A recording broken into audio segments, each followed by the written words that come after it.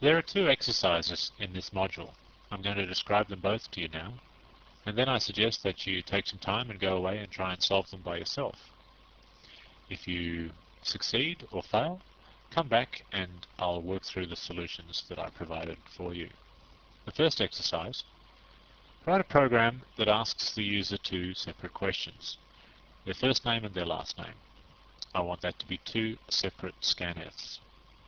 Then, when both names are read in, I want the program to join them together, produce the user's full name.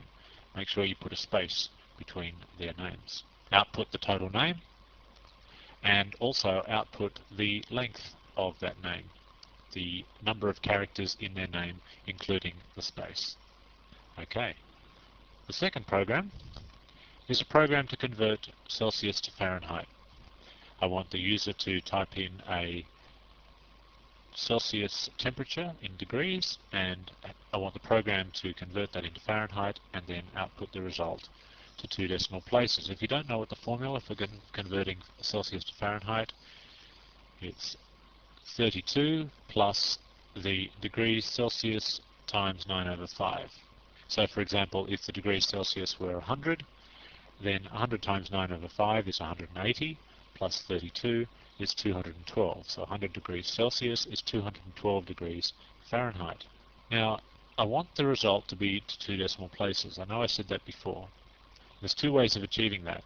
There's an easy way, and then there's a not so easy way. And I'll give you a hint.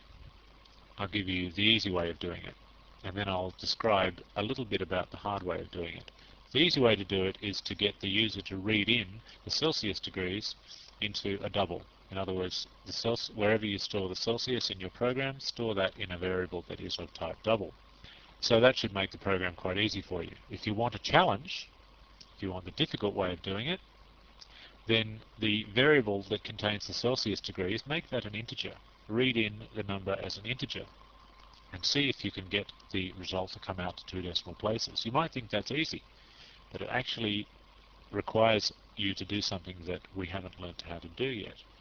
So I guess it's quite tricky for you. But I will show you the answer. I'll show you a worked solution to that and teach you a little bit about what I've done. Finally, I'd like to make sure that both the programs that you create are fully commented. In fact, I'd like to go so far as to say that every program that you write from now on is fully commented. You may not fully understand the reasons why comments are so important, but I'll tell you this. If you've ever developed a full-scale industrial program, say 100,000 lines of code, can you really honestly remember what every single line of code does in those 100,000 lines? What if the code is not written by you? What if you've just written 10,000 lines of those and 9 other programmers have written the other 90,000 lines? And you need to go and fix a bug or add a new feature in their piece of code.